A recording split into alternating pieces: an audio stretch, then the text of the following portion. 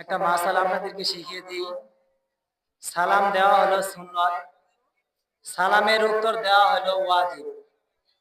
যদি আপনি সালাম না দেন আপনার গুনাহ হবে না, কিন্তু সালাম দেওয়ার পরে যদি সালামের উত্তর আপনি না দেন তাহলে আপনার গুনাহ হবে।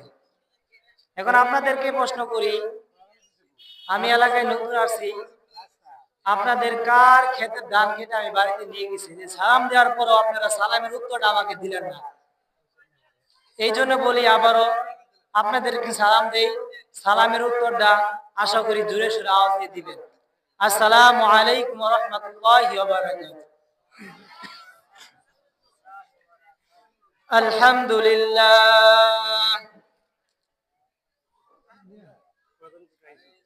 আলহামদুলিল্লাহি নাহমাদুহু ওয়া নাস্তাঈনুহু ওয়া নাস্তাগফিরুহু ওয়া নু'মিনু বিহি ওয়া নাতাওয়াক্কালু আলাইহি ওয়া নাউযু বিল্লাহি মিন শুরুরি আনফুসিনা ওয়া মিন সাইয়্যাতি আ'মালিনা মান ইয়াহদিহিল্লাহু ফালা মুদিল্লা লাহু ওয়া মান ইউদ্লিলহু ফালা হাদিয়া লাহু ونشهد أن سيدنا وسندنا وحبيبنا وطبيبنا وقلوبنا ومحبوبنا ومعشوقنا وارحمنا معهم برحمتك يا أرحم الراحمين. أعوذ بالله من الشيطان الرجيم. بسم الله الرحمن الرحيم. يا أيها الذين آمنوا ادخلوا في السلم كافة ولا تتبعوا خطوات الشيطان إنه لكم عدو مبين.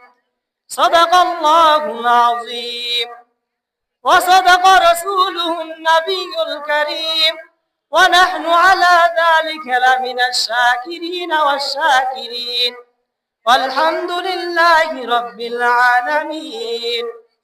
حمد بحاد مرخدای پاکرا آکه ایمادات مشتخاکرا آکه در آدم دمی در روحرا داده از طوفان نجات نوحرا علم چندا آکه بشتر خانی جو عمل در کوی نسته ندانی নইলে মুমিন সুহে মুমিনি শাওয়াত নইলে কাফের সুহে কাফের নিশাওয়াত।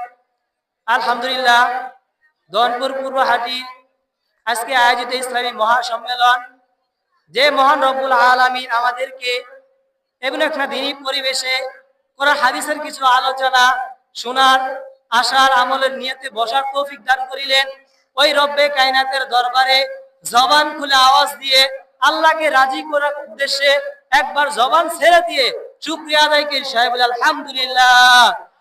সম্মানিত হাজিরিন, আল্লাহ পাক রব্বুল আলামিন ডাক দিয়ে কয়, ও দুনিয়ার মুসলমান, আমি আল্লাহ পাক রব্বুল আলামিন তোমাদেরকে নিয়ামত দেওয়ার পর যদি তোমরা নিয়ামতের শুকরিয়া আদায় করতে পারো, আমি আল্লাহ পাক রব্বুল আলামিন নিয়ামতকে বাড়িয়ে দিব। আর যদি নিয়ামত দেওয়ার পরে নিয়ামতের শুকরিয়া আদায় না করো, আমি আল্লাহ পাক রব্বুল আলামিন তোমাদের কাছ থেকে নিয়ামতকে ছিনিয়ে নিব। এখন আমি আপনাদেরকে প্রশ্ন করি, দুনিয়ার জমিনে আল্লাহ পাক রব্বুল আলামিনের কাছে নিয়ামত চান নাকি আল্লাহ পাক রব্বুল আলামিন আপনার কাছ থেকে নিয়ামতকে ছিনিয়ে নেয়? এটা চান? কথা বলেন ঠিক কিনা? ও মুসলমান নবীর উম্মতের দল, আল্লাহ পাক রব্বুল আলামিনের দরবারে আরেকবার শুকরিয়া আদায় করি যে মহান রব্বুল আলামিন এই দুনিয়ার জমিনে আমাদেরকে মানুষ বানাইলেন।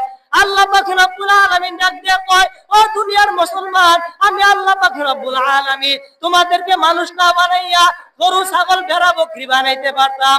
আমি আল্লাহ পাক রব্বুল আলামিন তোমাদেরকে গরু ছাগল ভেড়া বকরি না বানাইয়া আমি আল্লাহ পাক রব্বুল আলামিন তোমাদেরকে দয়া করে, মায়া করে, মেহেরবানি করে তোমাদেরকে মানুষ বানাইলাম। বলেন আলহামদুলিল্লাহ। ও ও দুনিয়ার মুসলমান নবীর উম্মতের দল, আল্লাহ পাক রব্বুল আলামিন আমাদেরকে শুধু মানুষ বানায় শেষ করেন নাই, মানুষ বানানোর পর আল্লাহ পাক রব্বুল আলামিন আমাদেরকে মুসলমান বানাইলেন।